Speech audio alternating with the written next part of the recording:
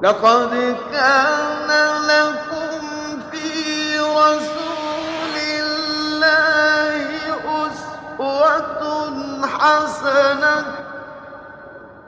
اعوذ باللہ من الشیطان الرجیم بسم اللہ الرحمن الرحیم اللہم صلی علی محمد وعلی آل محمد کما صلیت علی ابراہیم وعلی آل ابراہیم انک حمید مجید اللہم بارک علی محمد وعلی آل محمد کما بارکت علی ابراہیم وعلی آل ابراہیم انک حمید مجید اللہم رب اشرح لی صدری ویسر لی امری واحلل عقدۃ من لسانی یفقہوا قولی۔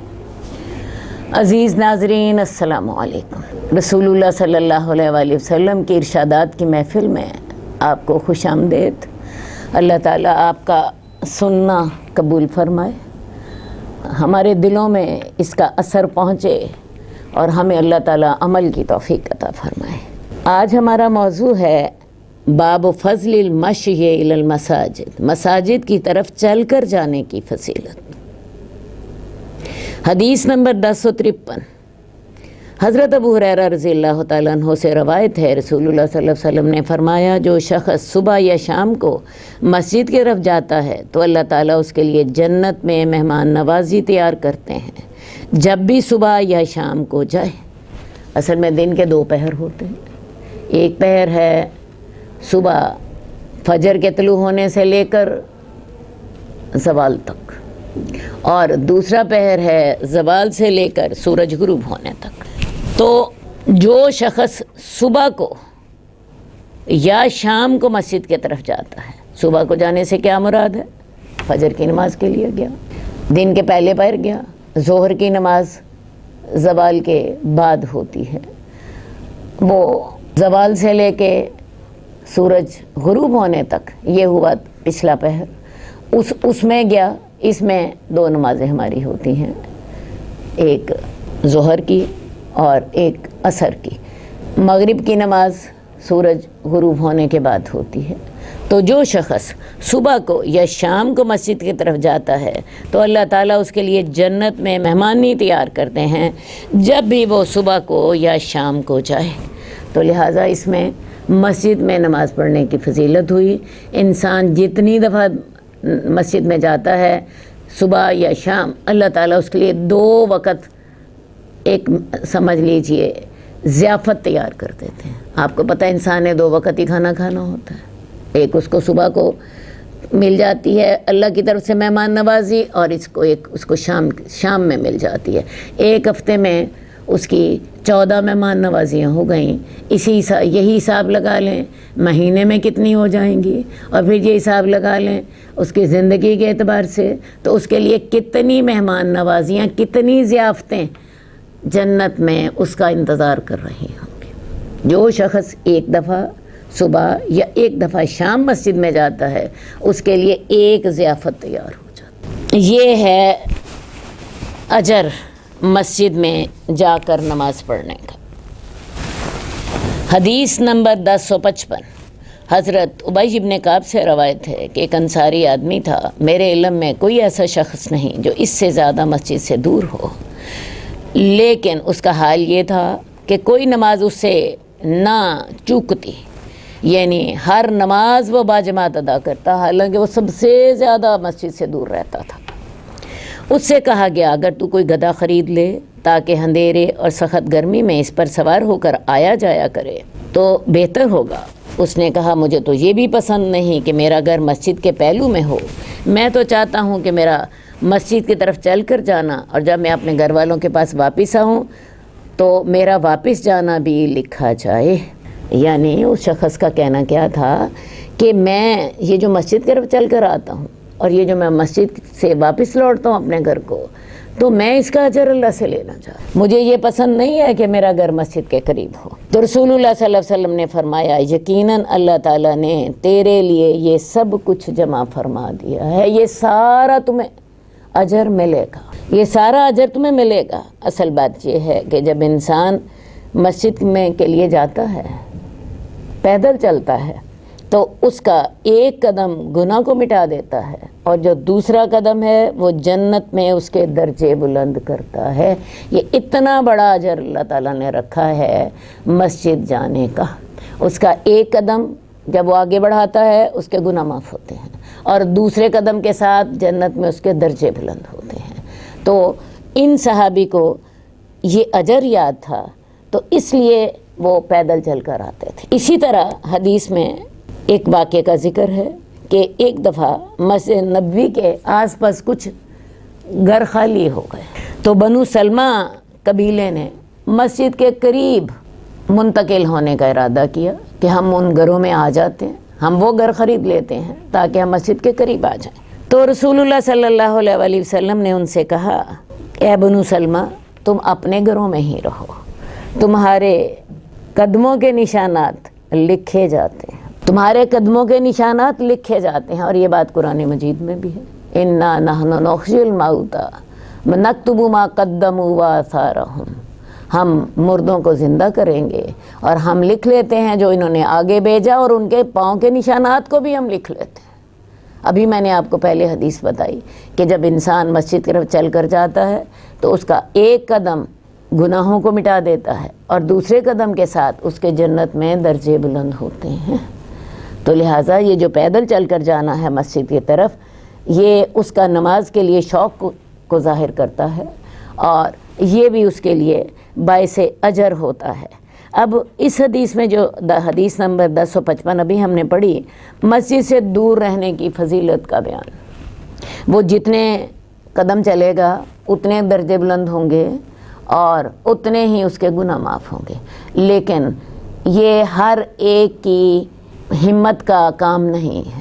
جس شخص کو تو یہ کرنے کی توفیق اللہ کی طرف سے مل جائے تو وہ تو اس کا اہتمام کرے، لیکن جیسے آج کل کی بہت زیادہ مصروف زندگی ہے، کوئی شخص اگر اس وجہ سے نماز اس کی رہ جائے کہ میرا گھر مسجد سے دور ہے، تو اس کے لیے بہتر یہی ہے کہ وہ اپنا گھر مسجد کے قریب لے لے تاکہ وہ باجماعت نماز ادا کر سکے۔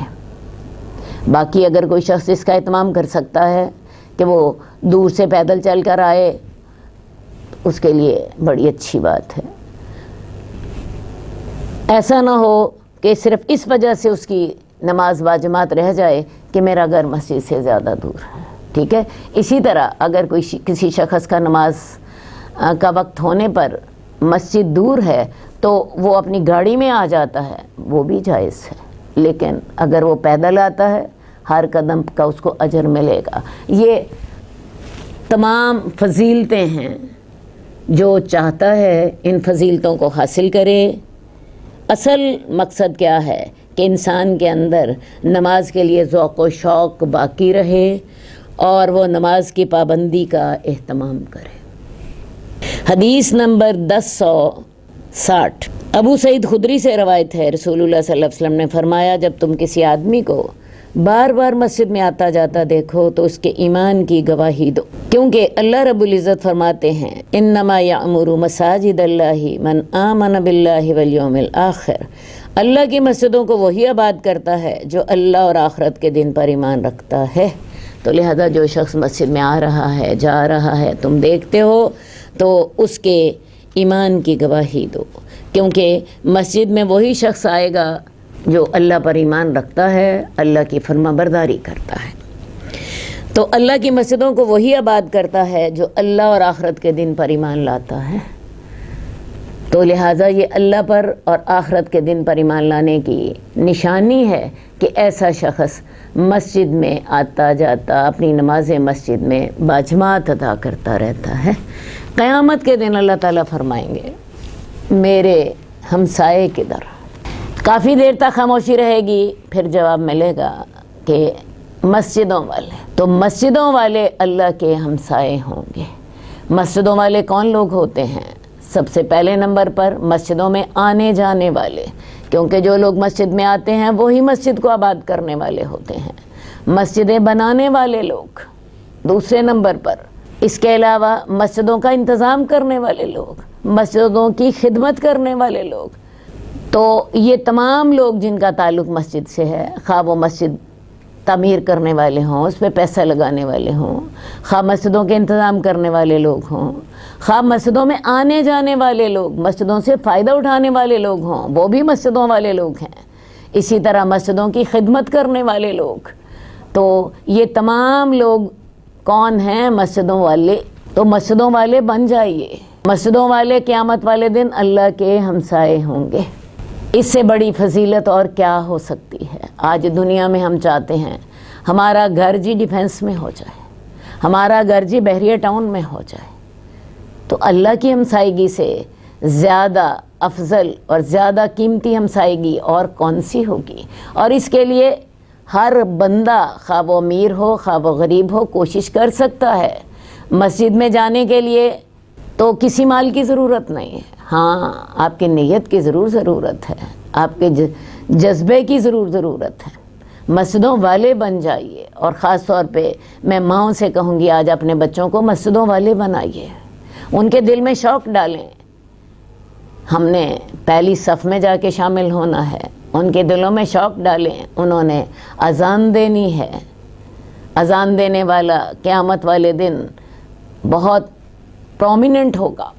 ہم دنیا میں پرومیننٹ ہونے کے لیے کتنے اہتمام کرتے ہیں، کتنی محنتیں کرتے ہیں۔ اپنے بچوں کو شوق ڈالیں قرآن کی تلاوت اچھی کرنے کا، وہ جماعت کرائیں، وہ پہلی صف میں شامل ہوں، وہ مسجدوں والے بنیں، وہ اللہ والے بنیں، ایمان والے بنیں، اور یہ کام جو ہے مائیں دلوں میں شوق ڈال سکتی ہیں۔ اللہ تعالی ہمیں توفیق عطا کرے۔ اب ہمارا نیا باب شروع ہو رہا ہے، باب و فضل انتظار الصلاۃ، نماز کا انتظار کرنے کی فضیلت کا بیان۔ حدیث نمبر 1061، حضرت ابو ہریرہ سے روایت ہے، رسول اللہ صلی اللہ علیہ وسلم نے فرمایا، آدمی ہمیشہ نماز میں ہی ہوتا ہے جب تک نماز اس کو روکے رکھے، اس کو اپنے گھر والوں کی طرف لوٹنے میں نماز کی علاوہ اور کوئی چیز روکنے والی نہ ہو۔ انسان جب تک مسجد میں رہتا ہے اس کو نماز ہی کا ثواب ملتا ہے۔ اس کی مثال آپ کو میں دیتی ہوں، آپ مسجد میں گئے، ابھی نماز میں جماعت میں 5 منٹ باقی ہیں، آپ نماز کا انتظار کرتے رہتے ہیں، جب تک آپ نماز کا انتظار کرتے ہیں آپ کو نماز ہی کا ثواب ملتا رہتا ہے، آپ کو نماز ہی کا ثواب ملتا رہتا ہے۔ عام طور پر ہماری مساجد میں یہ رواج نہیں ہے، لیکن اگر بیت اللہ جائیں تو وہاں تو میجورٹی جو ہوتی ہے وہ ایک نماز پڑھ کے دوسری نماز کے انتظار میں بیٹھی ہوتی۔ ظہر کی نماز پڑھ لی، لوگ عصر کی نماز کے انتظار میں ہیں، ہم عصر کی نماز پڑھ کے جائیں گے، پھر عصر کی نماز پڑھ لی، بہت سے لوگ اس انتظار میں ہوتے ہیں ہم مغرب کی نماز پڑھ کے جائیں گے۔ اکثر لوگ مغرب اور عشاء کی نمازیں پڑھ کے نکلتے ہیں، اپنی جو کسی کی سیٹنگ بنی ہوتی ہے وہ اس کے حساب سے 2 نمازیں پڑھ کے ہی بیت اللہ سے نکلتے ہیں، اور لوگ 2 ڈھائی گھنٹے نماز کا انتظار کرتے ہیں، اور یہ سارا وقت نماز کا ہی اجر ملتا رہتا ہے۔ اب چونکہ بیت اللہ میں اور مسجد نبوی میں، حرمین میں یہ انتظار ہوتا ہے، تو اس کا اثر ان کی دوسری مساجد پر بھی ہوتا ہے۔ عرب ممالک میں جو بڑی مساجد ہیں ان میں بہت سے لوگ نماز کے انتظار میں بیٹھے ہوتے ہیں، تو کبھی بھی آپ کو انتظار کرنا پڑے نماز کا تو ایک بات سوچ لیجئے کہ مجھے اس میں نماز ہی کا اجر ملے گا جتنی دیر میں نماز کا انتظار کروں گا۔ حدیث نمبر 10 نہیں کرتا فلیس منا، وہ یاد رکھے وہ اپنے نبی کی امت میں سے نہیں ہے، وہ ہم میں سے نہیں ہے۔ ہم سے مراد آپ خود سمجھ لیجئے کیا مراد ہے۔ تو یہ ایسا عمل ہے جو ہر مسلمان کے لیے لازمی ہے۔ ہم قرآن سے محبت کر لیتے ہیں لیکن وہ ہماری محبت اتنی کھوکھلی ہوتی ہے، نہ ہمیں قرآن کی تلاوت کرنی آتی ہے، نہ ہمیں قرآن سمجھ آتا ہے، اور عمل کا تو خانہ بالکل ہی خالی ہے۔ جب یہ دونوں چیزیں ہی نہیں ہیں تو عمل کہاں سے آئے گا؟ یہ باتیں سمجھیں، اللہ تعالی ہمیں سمجھنے کی توفیق دے اور پھر عمل کی توفیق دے۔ حدیث نمبر 1062، حضرت ابو ہریرہ سے روایت ہے رسول اللہ صلی اللہ علیہ وسلم نے فرمایا فرشتے اس آدمی کے حق میں دعا کرتے رہتے ہیں جب تک آدمی اس جگہ پر بیٹھا رہے جہاں اس نے نماز پڑھی ہے، جب تک کہ وہ بے وضو نہ ہو۔ فرشتے دعا کرتے ہیں اللہم اغفر لہ، اللہم ارحمہ، اللہ اس کو معاف کر دے، اللہ اس پہ رحم کر دے۔ اب پہلے ہم نے یہ بات پڑھی کہ جب انسان نماز کا انتظار کر رہا ہے تو اسے نمازی کا ثواب مل رہا ہے۔ اب ایک اور بات ہے، آپ نے نماز باجماعت پڑھ لی مسجد میں یا گھر میں آپ پڑھ رہے ہیں، اب ایسا کیجئے وہ جتنی دیر نماز پڑھنے کی جگہ پر بیٹھا رہتا ہے، بیٹھ کے اللہ کو یاد کرتا رہتا ہے، فرشتے اس کے لیے دعا کرتے رہتے ہیں۔ وہ بیٹھ کے اذکار کر رہا ہے، وہ بیٹھ کے دعا کر رہا ہے، اپنی جگہ سے نہیں ہلا، تو فرشتے اس کے لیے دعا کرتے ہیں۔ اور وہ دعا کیا ہوتی ہے؟ اللہم اغفر لہ، اللہم ارحمہ۔ ایک اور جگہ پہ آتا ہے اللہ اس کی توبہ قبول کر لے، اللہ اس کو معاف کر دے، اس پہ رحم کر دے، اس کی توبہ قبول کر لے۔ یہ فرشتے اس کے لیے دعا کرتے رہتے ہیں، اور یہ تب تک فرشتے دعا کرتے رہتے ہیں جب تک وہ اپنی جگہ پہ بیٹھا رہتا ہے، نمبر 1۔ نمبر 2، اس کا وضو نہیں ٹوٹتا، کیونکہ جب اس کا وضو ٹوٹتا ہے تو اس کے بدبو سے فرشتوں کو تکلیف ہوتی ہے، فرشتے پھر وہاں سے چلے جاتے ہیں۔ تو جب تک وہ بے وضو نہ ہو۔ اور ایک اور بات کہ اگر یہ کام وہ فجر کی نماز کے وقت کرے، فجر کی نماز باجماعت پڑھے، باجماعت پڑھنے کے بعد وہ اپنی جگہ پر بیٹھ کے اللہ کو یاد کرتا رہے، اور اس کا وضو بھی نہ ٹوٹے، اور وہ کوئی دنیا کی بات بھی نہ کرے، اشراق تک بیٹھا رہے جب تک سورج نہیں نکل آتا، سورج نکل آنے کے تھوڑی دیر بعد کوئی 15 منٹ تک مزید بیٹھا رہے۔ مثال کے طور پہ آج کل اذان تقریباً 4:45 کے قریب ہو رہی ہے، اور سورج نکلنے کا وقت عام طور پہ فجر کی اذان سے سورج نکلنے کے وقت میں 1.5 گھنٹے کا فرق ہوتا ہے۔ تو آپ یوں سمجھ لیجئے جب 4:45 بجے اذان ہو رہی ہے تو سورج نکل آیا، تقریباً 1.5 گھنٹہ اس کا حساب لگا لیجئے، 6:15 بجے سورج نکل آیا، اور اس کے بعد 15 منٹ اور انتظار کر لیجئے، تقریباً 6:30 بجے اگر آپ 2 رکعت نماز پڑھ لیں تو آپ کو مکمل عمرے کا ثواب ملتا ہے۔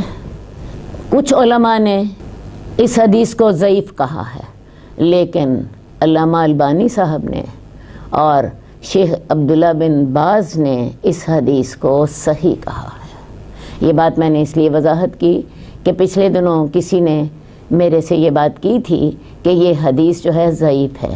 اصل بات ہے یہ 2 جو بڑے علم ہیں محدثین، انہوں نے اس کو صحیح کہا۔ تو لہٰذا نماز پڑھنے کے بعد اپنی جگہ پر بیٹھے رہیے اور اس چیز کو انجوائے کریں، فرشتے میرے لیے دعا کر رہے ہیں۔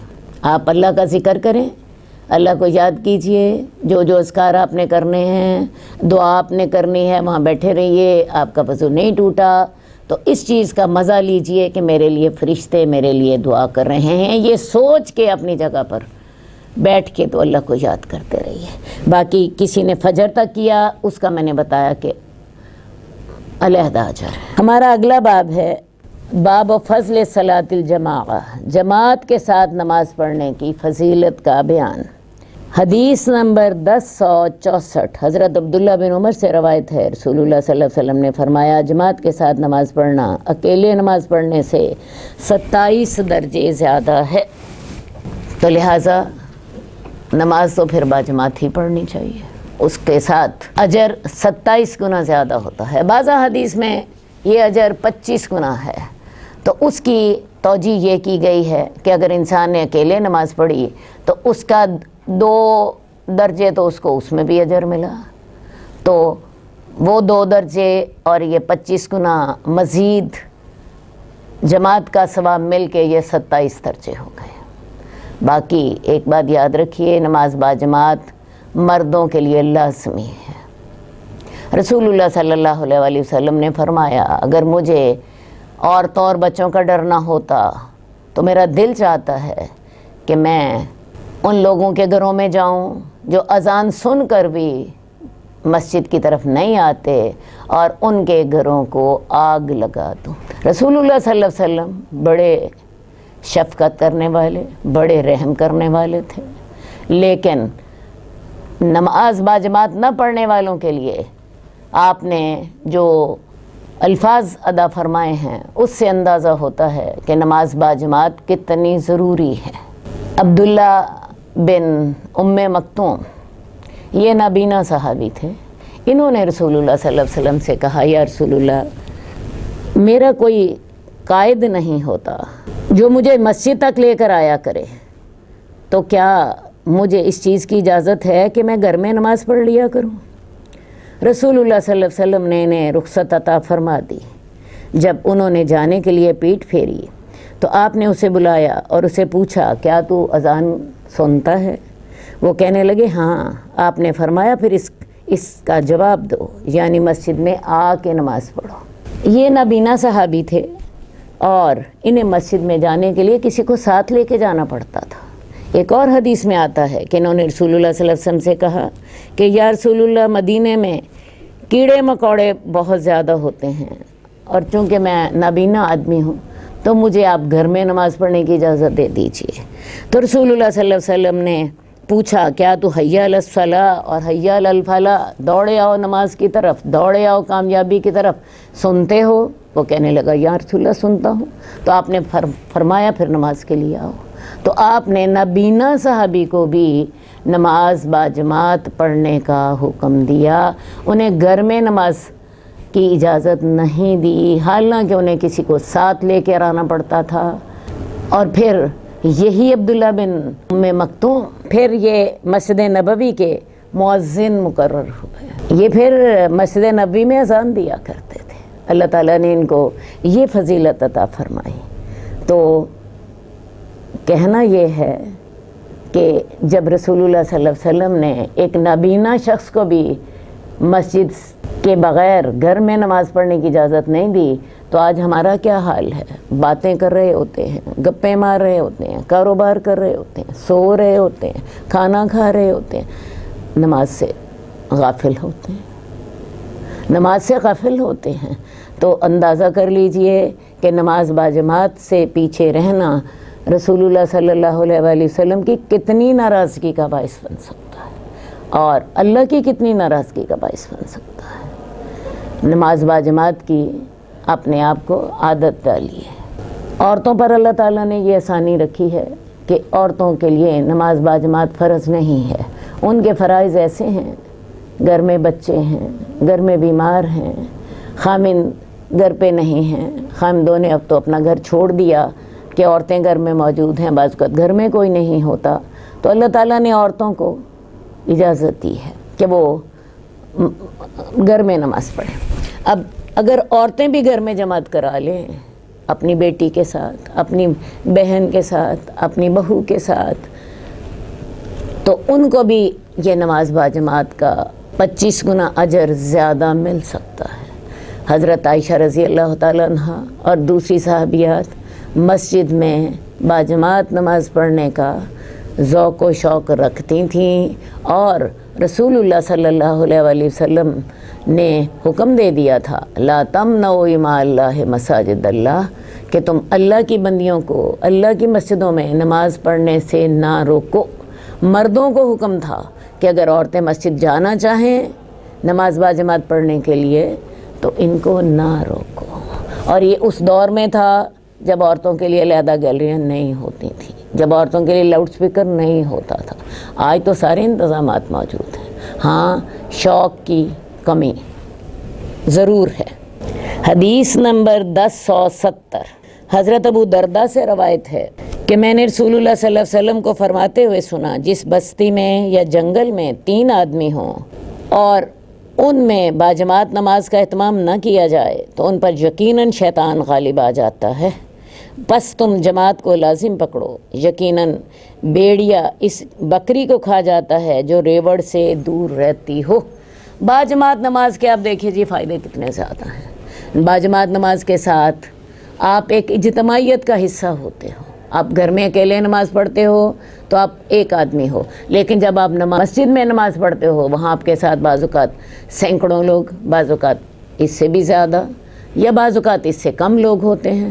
آپ کسی جگہ پہ 3 لوگ بھی رہ رہے ہوں تو ان کو بھی چاہیے کہ وہ باجماعت نماز پڑھیں۔ 3 لوگ اکٹھے ہوں گے 5 دفعہ ایک دن میں، ان کی خوشی غمی، ان کے مسائل وہ سب میں شریک ہوں گے، ان کے اندر ایک اجتماعیت ہوگی، وہ ایک دوسرے کی مدد کر سکیں گے، ایک دوسرے کو فائدہ پہنچا سکیں گے، ایک دوسرے کے مسائل حل کر سکیں گے۔ تو یہ جو اجتماعیت ہے یہ انسان کو دینی طور پر بھی فائدہ دیتی ہے اور دنیاوی طور پر بھی فائدہ دیتی ہے۔ جماعت سے الگ رہنے والا انسان اس بکری کی طرح ہے جو ریوڑ سے علیحدہ رہتی ہے اور بھیڑیے کا شکار ہو جاتی ہے۔ الگ رہنے والے کو بھی شیطان آسانی سے اپنے وسوسوں کا شکار کر لیتا ہے اور اس پر غالب آ جاتا ہے۔ ویسے بھی آپ دیکھیے کہ جب باجماعت نماز پڑھنے والے لوگ 25 گنا اجر زیادہ لے گئے، اس اجتماعیت کے فائدے بھی انہیں حاصل نہ ہوئے۔ تو شیطان کو ایسے شخص پر غلبہ پانا آسان ہوتا ہے جیسے کہ بھیڑیا اکیلی بکری کو جپٹ لیتا ہے، جبکہ وہ ریوڑ میں ہو تو وہ بھی ڈرتا ہے۔ ہمارا اگلا باب ہے صبح اور عشاء کی جماعت میں حاضری کی ترغیب کا بیان۔ حدیث نمبر 1071 حضرت عثمان بن عفان سے روایت ہے کہ میں نے رسول اللہ صلی اللہ علیہ وسلم کو فرماتے ہوئے سنا، جس نے جماعت سے عشاء کی نماز پڑھی اس نے گویا آدھی رات قیام کیا، اور جس نے صبح کی نماز جماعت سے پڑھی تو اس نے گویا پوری رات نماز پڑھی۔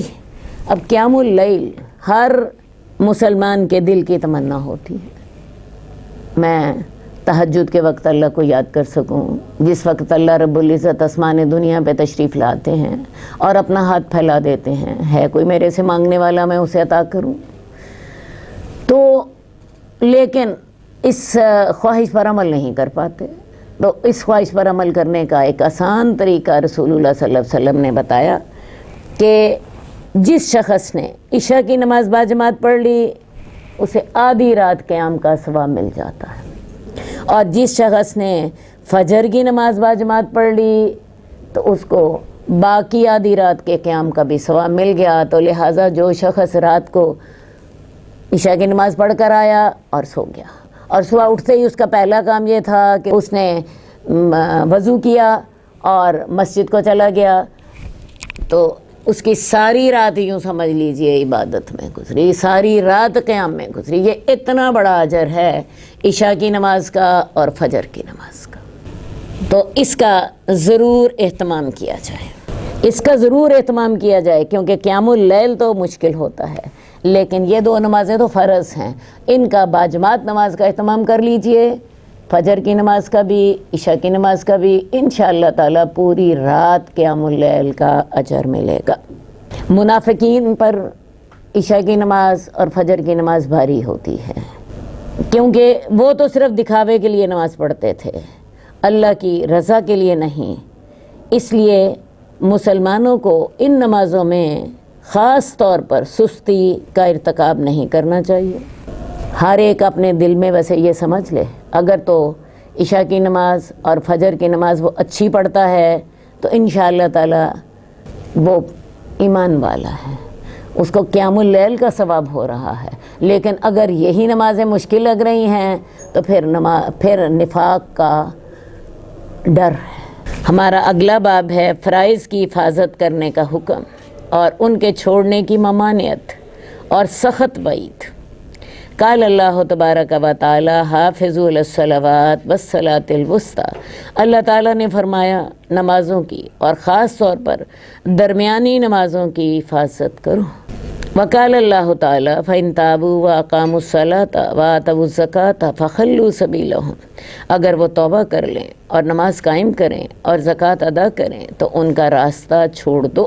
یہ آیت سورہ توبہ کی ہے۔ سورہ توبہ میں کفار کا ذکر ہے کہ اگر کفار توبہ کر لیں اور نماز قائم کریں اور زکوٰۃ دیں تو پھر مسلمانوں کو ان سے لڑائی نہیں کرنی۔ تو لہٰذا یہاں پر کفار کے ساتھ جنگ بندی کا طریقہ کیا ہوگا؟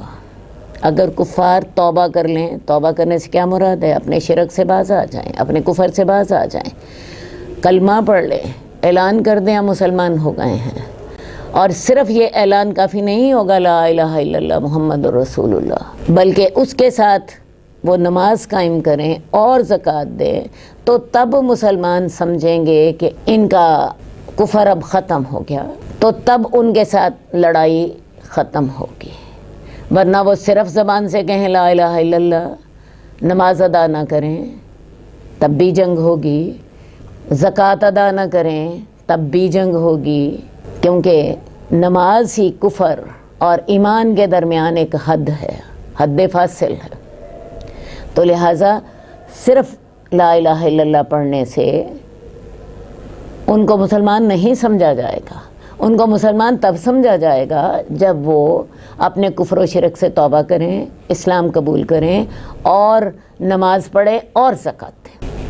حدیث نمبر 1074، حضرت عبداللہ بن مسعود سے روایت ہے، میں نے رسول اللہ صلی اللہ علیہ وسلم سے پوچھا کون سا عمل سب سے زیادہ فضیلت والا ہے؟ آپ نے فرمایا نماز اپنے وقت پر پڑھنا۔ میں نے کہا پھر کون سا؟ آپ نے فرمایا ماں باپ کے ساتھ اچھا سلوک کرنا۔ میں نے فرمایا پھر کون سا؟ آپ نے فرمایا اللہ کی راہ میں جہاد کرنا۔ تو لہٰذا افضل عمل کون سا ہے ایمان کے بعد؟ تو سب سے پہلا عمل کون سا ہے؟ نماز اپنے وقت پر، یہ سب سے افضل عمل ہے، کیونکہ نماز اللہ کا حق ہے۔ اور اس کے بعد پھر جو بندوں کے حقوق ہیں اس میں والدین کے ساتھ حسن سلوک کرنا، کیونکہ اس دنیا میں والدین کا حق ہمارے اوپر سب سے زیادہ ہے، ان کے ساتھ حسن سلوک کرنا۔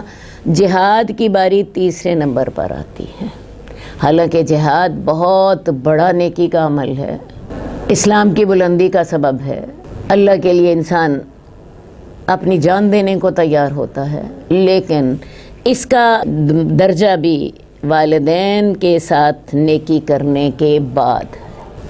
تو لہٰذا نماز کے لیے بہت زیادہ اہتمام کیا جائے، والدین کے ساتھ حسن سلوک کیا جائے اور اللہ کی راہ میں جہاد کرنے کی نیت رکھی جائے۔ ویسے یہ مسائل ہم پہلے بھی پڑھ چکے ہیں، یہاں اس کے بیان کرنے سے یہ اشارہ کرنا مقصود ہے کہ نماز کو اپنے وقت پر ادا کرنا چاہیے، اس میں تاخیر صحیح نہیں ہے، کیونکہ قرآن مجید ہمیں کہتا ہے ان الصلاۃ کانت علی المؤمنین کتابا موقوتا، کہ نماز مومنوں پر وقت پر فرض ہے۔ اور یہ آیت سورہ نساء میں نماز خوف کے ضمن میں آئی ہے، نماز کی جنگ میں بھی رخصت نہیں۔ اللہ تعالیٰ نے سورہ نساء میں نماز میں باجماعت نماز کا حکم دیا اور اس کا طریقہ بھی سکھایا، اور ساتھ ہی یہ ہدایت بھی دی کہ ان الصلاۃ کانت علی المؤمنین کتابا موقوتا، نماز مومنوں پر وقت پر فرض ہے، اس میں تاخیر صحیح نہیں ہے۔ نماز میں تاخیر سے ہوتا کیا ہے؟ انسان سست ہو جاتا ہے اور اس سے غفلت اس کی عادت بن جاتی ہے، آہستہ آہستہ وہ نماز پڑھنا ہی چھوڑ دیتا، شیطان اسے اپنے پیچھے لگا لیتا ہے۔ تو لہٰذا نماز کو وقت پر ادا کیجیے، نماز کو وقت پر ادا کیجیے۔ جنگ کے دوران بھی نماز وقت پر ادا کرنی ہے، تو ہمارے عام زندگی کے معمولات میں تو اس کو وقت پر ادا کرنا اس سے کہیں زیادہ ضروری ہے۔ ہم لوگ چھوٹے بہانوں کی وجہ سے نماز لیٹ کرتے تھے، کوئی اپنے آفس میں کام کر رہا ہے، کوئی اپنے کاروبار میں ہے، کوئی اپنی ڈیوٹی پر ہے، کوئی باتیں کر رہا ہے، کوئی ڈرامہ دیکھ رہا ہے، کوئی موبائل پہ بات کر رہا ہے، تو نماز ضائع ہو جاتی ہے۔ تو نماز کو اپنی زندگی کی سب سے اہم مصروفیت بنائیں، اس کا سب سے زیادہ اہتمام کریں۔ سب سے افضل عمل نماز اپنے وقت پر، خوشی ہے، غمی ہے، شادی ہے، جنازے پہ جانا ہے، سب سے پہلے اپنی نماز کا خیال رکھیں۔ میں نے اپنی نماز جو ہے جنازے سے واپس آنے کے بعد پڑھنی ہے یا پہلے پڑھ کے جانی ہے؟ شادی پہ جانا ہے میں نے میرج ہال جانے سے پہلے نماز پڑھنی ہے کہ وہاں جا کے تو میرج ہال میں پڑھنی ہے، یہ پہلے پلان کیجیے۔ تو لہٰذا اس حدیث میں آپ سے پوچھا گیا تھا کہ ای الاعمال افضل، کون سا عمل افضل ہے؟ تو آپ نے کہا تھا الصلاۃ علی وقتہا، نماز اپنے وقت پر۔ نماز جو ہے یہ ایک سٹائل آف لائف ہے۔ رات کو سوئیے تاکہ فجر کی نماز وقت پر پڑھیں، اپنی زندگی کے تمام کاموں کو نماز کے مطابق ترتیب دیجیے۔ دوپہر کا کھانا یا تو نماز سے پہلے کھایا جائے گا یا نماز کے بعد کھایا جائے گا۔ اسی طرح آپ نے سونا ہے، آپ نے رات کا کھانا کھانا ہے، آپ نے کہیں بازار جانا ہے، سب کے لیے ایک سیٹنگ کر لیجئے۔ میری نماز وقت پر کیسے پڑھی جائے گی، میں پہلے اس کو سیٹ کر لوں، باقی کام بعد میں ہوں گے۔ حدیث نمبر 1075 حضرت عبداللہ بن عمر سے روایت ہے، رسول اللہ صلی اللہ علیہ وسلم نے فرمایا اسلام کی بنیاد 5 چیزوں پر ہے، اس بات کی گواہی دینا کہ اللہ کے سوا کوئی معبود نہیں، اور یہ کہ محمد صلی اللہ علیہ وآلہ وسلم اللہ کے رسول ہیں، نماز قائم کرنا، زکوٰۃ ادا کرنا، بیت اللہ کا حج کرنا، رمضان کے روزے رکھنا۔ اسلام کو یہاں پہ ایک عمارت کے ساتھ تشبیہ دی گئی ہے۔ ایک عمارت، ایک کمرہ بھی آپ دیکھیں بنتا ہے تو اس کے 4 دیواریں ہوتی ہیں، اس کی ایک چھت ہوتی ہے۔ تو اسلام کے بھی 5 ارکان ہیں۔ سب سے پہلا شہادتین، اس کے بعد اقامت صلاۃ، ایتاء الزکوٰۃ، نماز قائم کرنا، زکوٰۃ ادا کرنا، رمضان کے روزے رکھنا اور حج بیت اللہ کرنا۔ یہ 4 دیواریں ہیں اور ایک اوپر چھت ہے۔ یہ 5 چیزیں مل کے اسلام کی عمارت کو مکمل کرتی ہیں۔ ان میں سے اگر 4 دیواریں ہوں تو چھت نہ ہو، یا چھت تو ہو اور ایک دیوار نہ ہو، تو وہ کمرہ تو نہیں ہوگا، وہ محفوظ جگہ تو نہیں ہوگی۔ وہ 4 دیواری ہے اور اوپر چھت نہیں ہے تب بھی محفوظ نہیں ہے، 3 دیواریں ہیں اور ایک چھت ہے تب بھی محفوظ نہیں ہے۔ تو یہ 5 اسلام کے اہم ارکان ہیں۔ جو شخص بھی اس میں سے کسی ایک فرض کا انکار کرے گا تو وہ کافر ہوگا، اور جو ویسے ہی سستی یا غفلت کی وجہ سے کسی ایک فرض کا تارک ہوگا وہ فاجر اور فاسق ہوگا۔ یہ دوبارہ میرے دونوں جملے سن لیجئے۔ جو شخص ان میں سے کسی ایک فرض کا انکار کرے، وہ کہے گی اس کی ضرورت نہیں ہے، اپنے عقیدے کے ساتھ وہ سمجھے کہ نماز جو ہے اس کے بغیر بھی گزارا ہو جاتا ہے، زکوٰۃ کے بغیر بھی ہو جاتا ہے، یا شہادتین کے بغیر، تب تو ایمان کی ابتدا ہی نہیں ہوگی، یا روزے کے بغیر یا حج کے بغیر، تو وہ کافر ہوتا ہے۔ اسے کم از کم یہ عقیدہ ضرور رکھنا چاہیے یہ 5 ارکان جو ہیں وہ ایمان کا حصہ ہیں۔ اور اگر جو شخص سستی یا غفلت کی وجہ سے کسی ایک فرض کا تارک ہوگا وہ فاسق ہوگا، فاجر ہوگا، اللہ کا نافرمان ہوگا۔ حدیث نمبر 1078 حضرت جابر سے روایت ہے، میں نے رسول اللہ صلی اللہ علیہ وسلم کو فرماتے ہوئے سنا کہ آدمی اور کفر کے درمیان حد فاصل نماز کا چھوڑنا ہے۔ بہت خوفناک حدیث ہے۔ انسان کے درمیان اور کفر کے درمیان، بلکہ ایک حدیث میں آتا ہے کفر اور شرک کے درمیان حد فاصل کیا ہے؟ نماز۔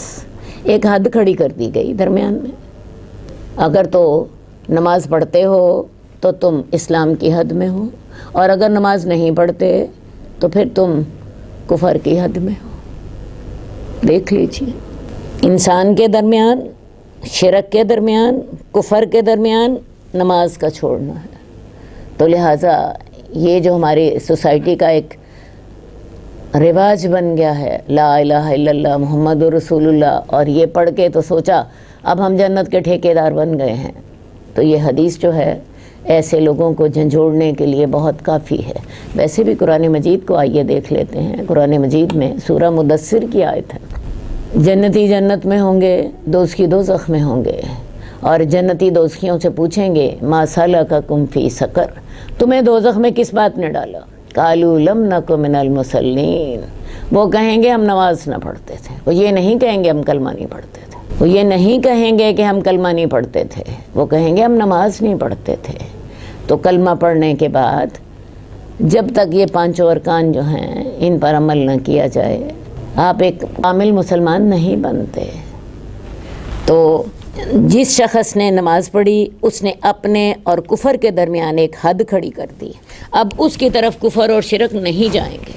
اور جس نے اسلام لانے کے بعد نماز نہیں پڑھی اس کے اور کفر اور شرک کے درمیان کوئی حد نہ رہی، یعنی اس نے اس حد کو گرا دیا، اب کفر اور شرک اس کی طرف آ رہے ہیں۔ اس سے معلوم ہوا کہ نماز کا ترک کرنا کفر ہے۔ سعودی علماء تو اس بات کا فتویٰ دیتے ہیں کہ اگر کوئی شخص نماز نہیں پڑھتا وہ کافر ہو جاتا ہے، اور اس بات پہ وہ اتنی سختی کرتے ہیں کہ ایسے شخص کا اپنی بیوی سے نکاح باقی نہیں رہتا، ایسا شخص مسلمانوں کے قبرستان میں دفن نہ کیا جائے، اس پہ نماز جنازہ نہ پڑھی جائے، کیونکہ وہ کافر ہو گیا، اس کا نکاح ٹوٹ گیا۔ بہرحال یہ بات بہت خوفناک ہے۔ اتنا تو ضرور واضح ہوتا ہے کہ اسلام میں نماز کی کتنی اہمیت ہے کہ اس کے بغیر ایک اسلام کا دعویٰ کرنے والے کو مسلمان نہیں سمجھا جائے گا۔ اور ویسے بھی حدیث میں آتا ہے کہ جو نماز نہیں پڑھتا اس کا قیامت والے دن حشر جو ہے وہ فرعون کے ساتھ، حامان کے ساتھ اور قارون کے ساتھ ہوگا۔ سوچ لیجئے ان باتوں کو، یہ بڑی خوفناک احادیث ہے۔ اللہ تعالی ہمیں نمازی بنا دے، اور اللہ تعالی ہمیں نماز کو اس کے آداب کے ساتھ اور اس کے وقت کے ساتھ خشوع و خضوع کے ساتھ ادا کرنے کی توفیق عطا فرمائے۔ ایسا نہ ہو کہ ہم غفلت میں پڑے رہیں اور موت کا فرشتہ آ جائے۔ حدیث نمبر 1081 حضرت ابو ہریرہ سے روایت ہے کہ رسول اللہ صلی اللہ علیہ وآلہ وسلم نے فرمایا، بے شک وہ عمل جس کے متعلق سب سے پہلے قیامت والے دن بندے سے حساب لیا جائے گا اس کی نماز ہے۔ اگر وہ درست ہوئی تو وہ کامیاب ہوگا اور سرخ روح ہوگا، اور اگر نماز خراب ہوئی تو وہ ناکام اور نامراد ہوگا۔ اگر اس کے فرائض میں کچھ کمی ہوئی تو اللہ عز و جل فرمائیں گے، دیکھو کیا میرے بندے کے نامہ اعمال میں کچھ نوافل ہیں کہ اس کے ذریعے سے فرائض کی کمی کو پورا کر دیا جائے، اور پھر اس کے سارے اعمال کا حساب کتاب اسی طریقے پر ہوگا۔ تو جب قیامت والے دن حساب ہونا ہے تو سب سے پہلے نماز کا حساب ہوگا۔ ویسے بھی عبادات میں سے نماز ہی ایسی عبادت ہے جو ہمیں روز کرنی ہے۔ نمازیں ہمیں دن میں 5 دفعہ ادا کرنی ہوتی ہیں، روزے سال میں 1 مہینہ، زکوٰۃ سال میں 1 بار، اور حج زندگی میں 1 بار۔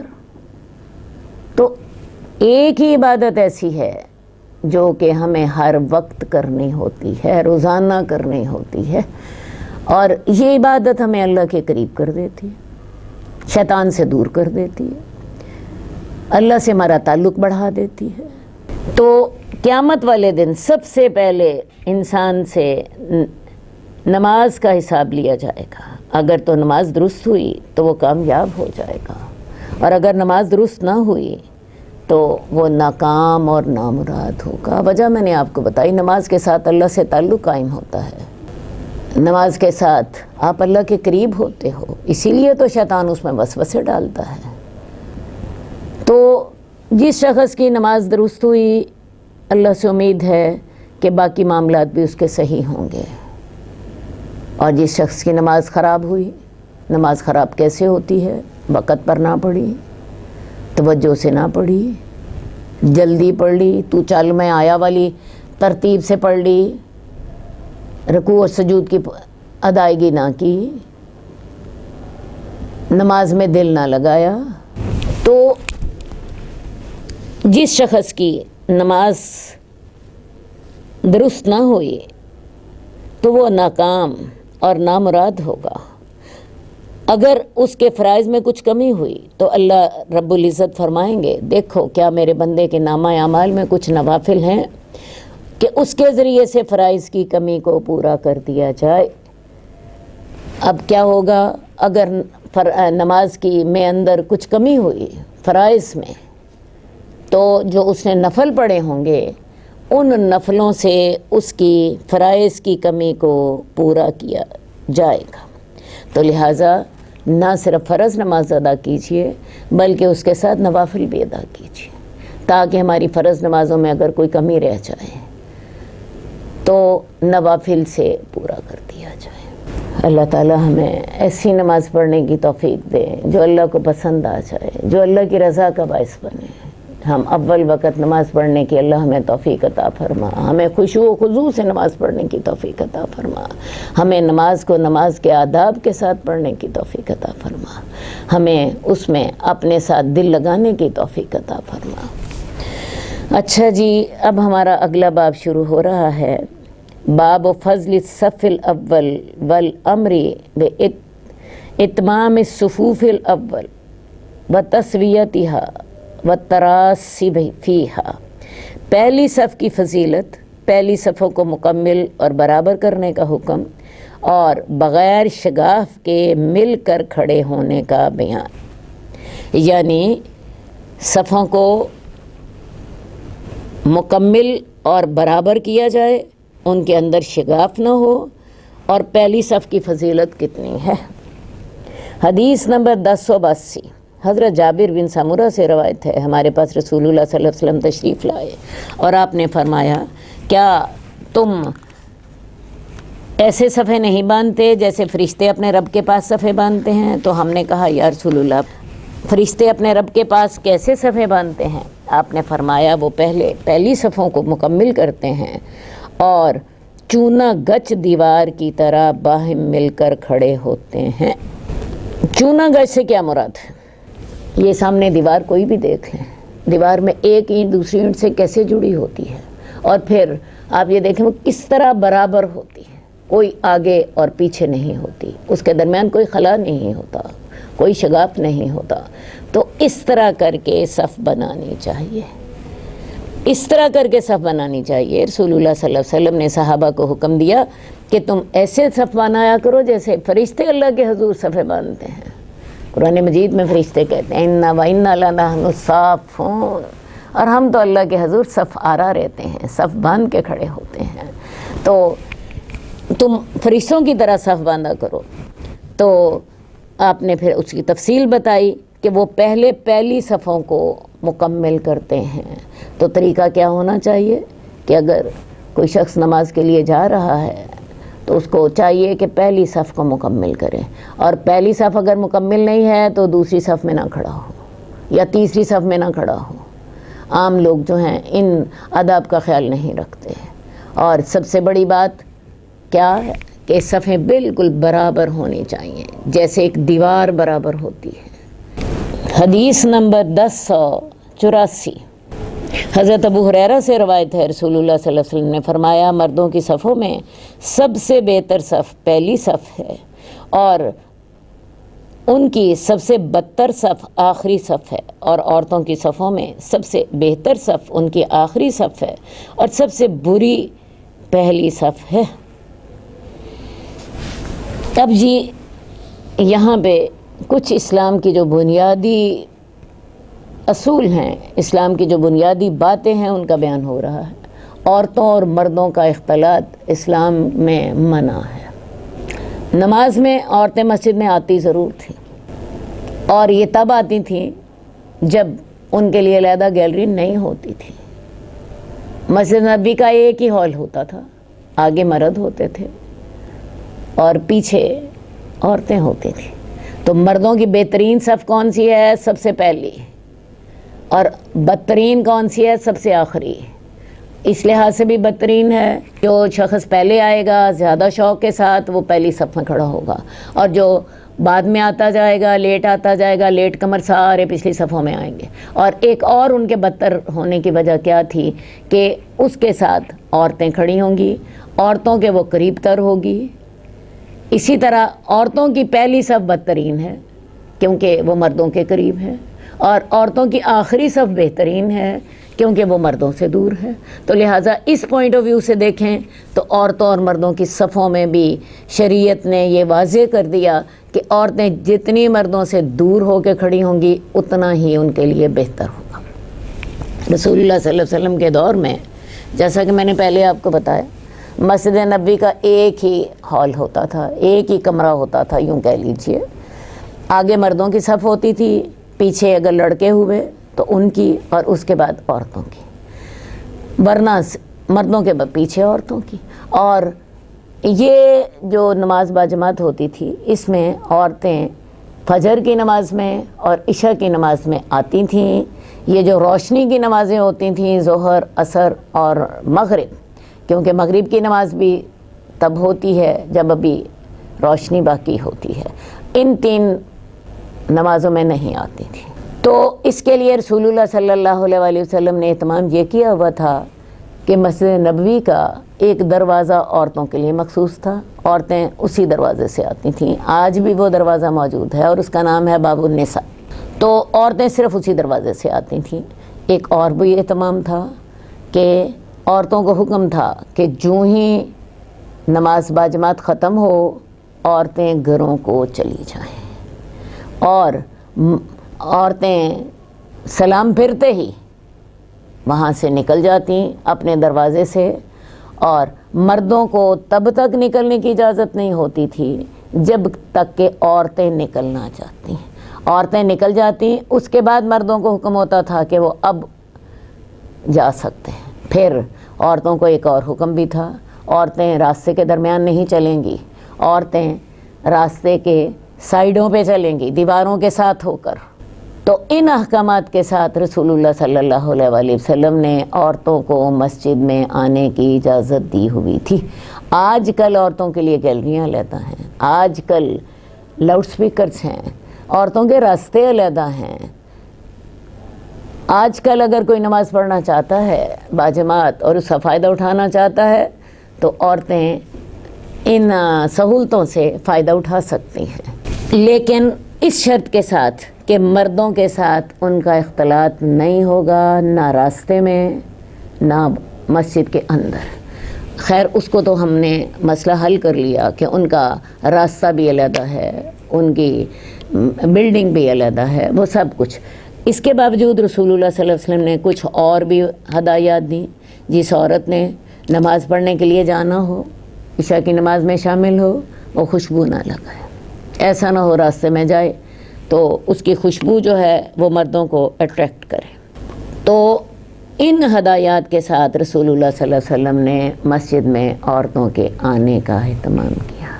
اب عام طور پہ ہمارے یہاں یہ سمجھا جاتا ہے کہ عورتوں نے تو مسجد میں جانا ہی نہیں ہے، تو یہ چیز درست نہیں ہے۔ اچھا جی، اگلی بات کہ یہاں جو مردوں کی صف کو بدتر قرار دیا گیا اور عورتوں کی پہلی صف کو بدتر قرار دیا گیا، تو اس سے مراد ثواب کی کثرت اور قلت ہے، ورنہ نمازیوں کی کسی بھی صف میں نقصان کا پہلو نہیں ہے، ہر صف میں خیر ہی خیر ہے، لیکن اس پہلو کی وجہ سے کہ وہ صف عورتوں کے قریب ہوتی ہے اور عورتوں کی پہلی صف مردوں کے قریب ہوتی ہے، تو اس میں اجر کی کمی بیشی ہوگی، ورنہ ہر صف میں خیر ہی خیر۔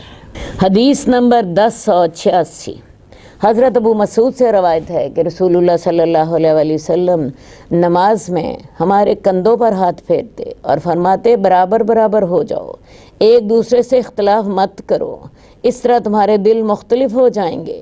تم میں سے میرے قریب وہ لوگ ہوں جو صاحب فہم و ذکا ہوں اور اہل دانش ہوں، اور اس کے بعد وہ ہوں جو ان کے قریب ہوں، اور پھر وہ جو ان کے قریب ہوں۔ تو اس حدیث میں صفیں بنانے کے اصول آپ کو بتائے گئے ہیں۔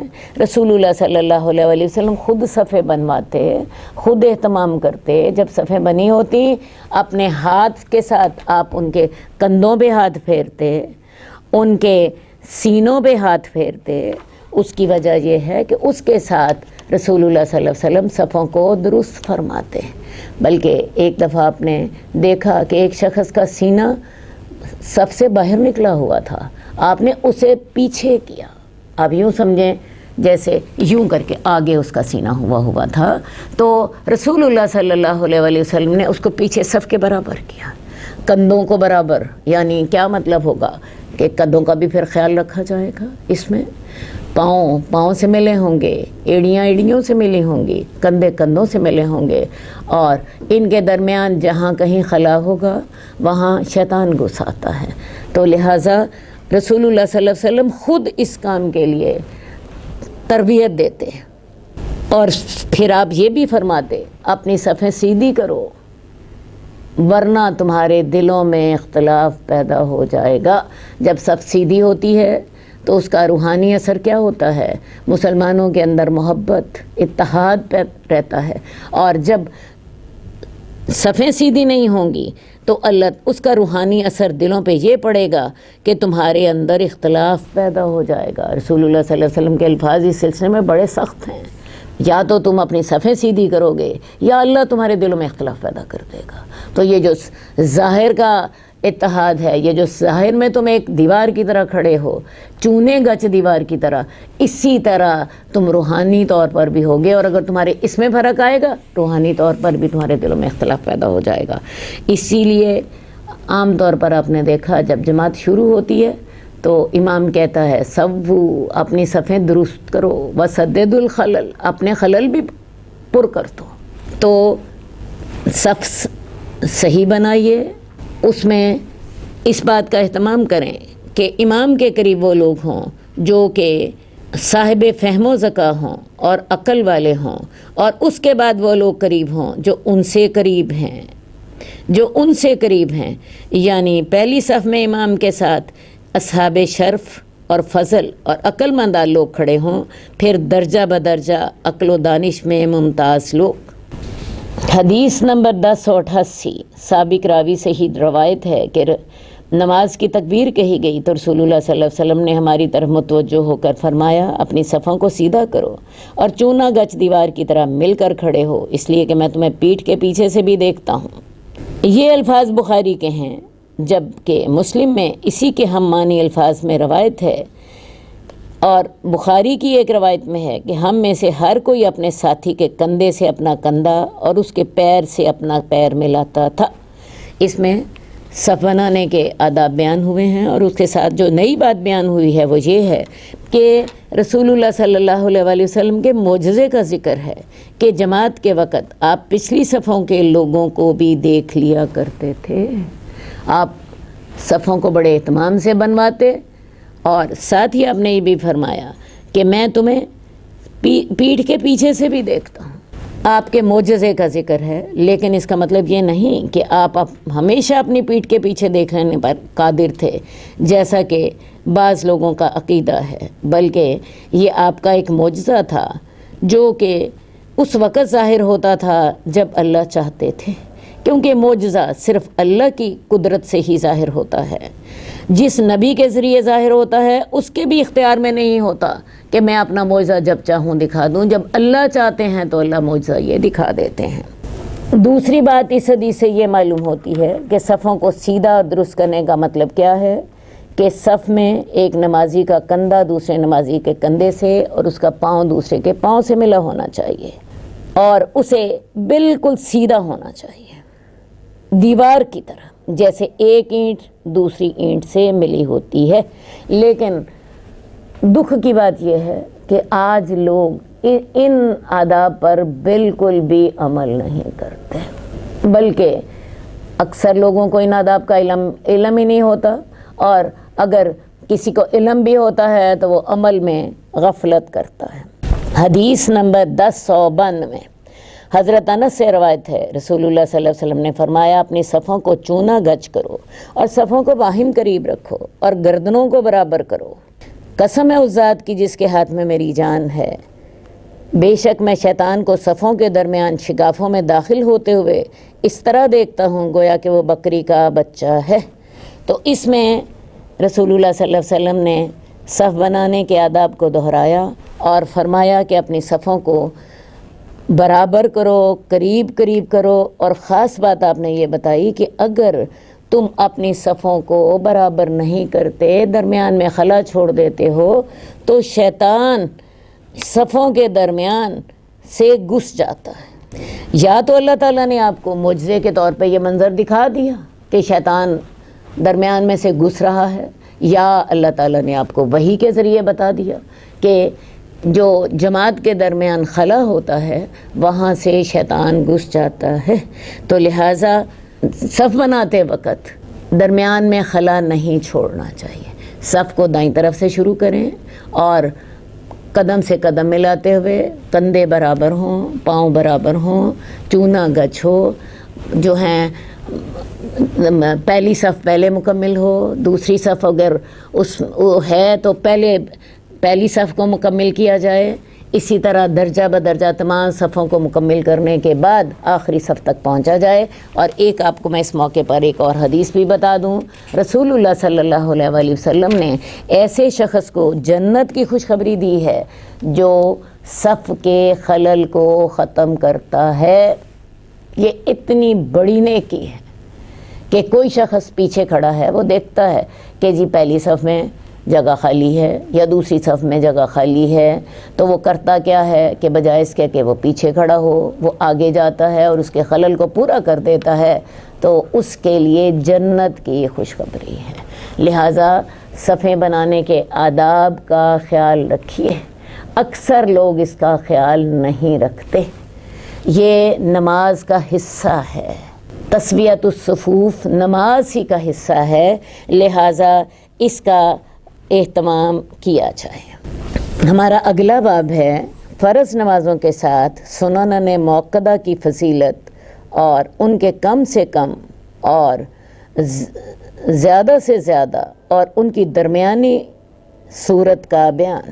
حدیث نمبر 1097، حضرت ام المومنین ام حبیبہ رملہ بنت ابی سفیان بیان کرتی ہیں کہ میں نے رسول اللہ صلی اللہ علیہ وسلم کو فرماتے ہوئے سنا، جو مسلمان آدمی اللہ تعالیٰ کے لیے فرض نمازوں کے علاوہ روزانہ 12 رکعتیں نفل پڑھتا ہے، اللہ اس کے لیے جنت میں گھر بنا دیتے ہیں، یا اس کے لیے جنت میں گھر بنا دیا جاتا ہے۔ تو لہٰذا رسول اللہ صلی اللہ علیہ وآلہ وسلم نے فرمایا کہ جو شخص فرض نمازوں کے علاوہ روزانہ 12 رکعتیں نفل پڑھتا ہے تو اس کے لیے جنت میں گھر بنا دیا جاتا ہے۔ دیکھیں جی ہماری فرض رکعتیں کون سی ہیں؟ صبح فجر کی 2 فرض ہو گئی، 2 رکعتیں فجر کی صبح فرض ہوئیں، ظہر کے 4 فرض، عصر کے 4 فرض، مغرب کے 3 فرض اور عشاء کے 4 فرض، یہ ہماری فرض رکعتیں ہیں۔ اور جس نے ان فرائض کے علاوہ 12 رکعتیں پڑھی اس کے لیے اللہ تعالیٰ جنت میں ایک گھر بنا دیتے ہیں۔ تو یہ ہے ہمارا اس حدیث کا موضوع۔ یہ 12 رکعتیں کون سی ہوں گی؟ یہ حضرت عبداللہ بن عمر سے روایت ہے کہ میں نے رسول اللہ صلی اللہ علیہ وآلہ وسلم کے ساتھ 2 رکعت ظہر سے پہلے، 2 رکعت اس کے بعد، 2 رکعت جمعہ کے بعد، 2 رکعت مغرب کے بعد، 2 رکعت عشاء کے بعد پڑھی۔ دوبارہ دیکھ لیجئے، حضرت عبداللہ بن عمر کہتے ہیں کہ میں نے رسول اللہ صلی اللہ علیہ وسلم کے ساتھ 2 رکعت ظہر سے پہلے اور 2 رکعت ظہر کے بعد، یہ 4 رکعتیں ہو گئیں، 2 رکعت جمعہ کے بعد 6 ہو گئیں، 2 رکعت مغرب کے بعد 8 ہو گئیں، اور 2 رکعت نماز عشاء کے بعد پڑھیں 10 ہو گئیں۔ اور انہوں نے فجر کی 2 رکعتوں کا ذکر نہیں کیا، ان کا ذکر دوسری حدیث میں آتا ہے جن کو رسول اللہ صلی اللہ علیہ وسلم سفر میں بھی نہ چھوڑتے تھے، تو یہ 12 رکعتیں اس طرح کر کے ہو گئیں۔ انہوں نے نماز جمعہ کی 2 رکعتیں گنی ہیں، جبکہ دوسری حدیث میں ظہر کی 4 رکعتیں، ظہر سے پہلے 4 رکعتیں، ان کا بھی ذکر ہے۔ تو یہ اس طرح کر کے 12 ہو گئیں۔ فرض نمازوں کے علاوہ ہر نماز کے ساتھ اس سے پہلے یا بعد میں جو نفلی نماز پڑھی جاتی ہے اس کی 2 قسمیں ہیں۔ ایک وہ نماز ہے جو رسول اللہ صلی اللہ علیہ وسلم ہمیشہ پڑھتے تھے، جیسے کہ اس حدیث میں اس کی تعداد بیان ہوئی ہے، ان کو سنت موقدہ کہتے ہیں یا ان کو سنن راتبہ کہتے ہیں، یعنی ایسی رکعتیں جو رسول اللہ صلی اللہ علیہ وآلہ وسلم کی سنتیں آپ کی عمل سے ثابت ہیں، جن پر کو آپ نے ہمیشہ ادا کیا۔ اس کے علاوہ اس کی دوسری قسم وہ ہے جن پر رسول اللہ صلی اللہ علیہ وسلم کا دائمی عمل نہیں تھا، انہیں نوافل یا غیر موقدہ کہتے ہیں۔ تاہم اللہ تعالیٰ کے ساتھ خصوصی تعلق پیدا کرنے کے لیے نوافل کی بھی بڑی اہمیت ہے، اس لیے مسلمان اس سے بھی غفلت نہیں برتتے، لیکن ان کی شرعی حیثیت نفل نماز کی ہے جس کی ادائیگی پر ثواب ہے اور عدم ادائیگی پر گناہ نہیں۔ اس کے علاوہ یہ جو سنن راتبہ ہے، یہ جو 12 رکھتے ہیں جن کا ذکر حدیث میں ہوا ہے، یہ گھر میں پڑھی جائیں۔ رسول اللہ صلی اللہ علیہ وآلہ وسلم کا معمول یہی تھا، آپ کی سنت یہی تھی کہ آپ یہ سنتیں گھر میں پڑھتے اور مسجد میں فرض ادا کرتے ہیں۔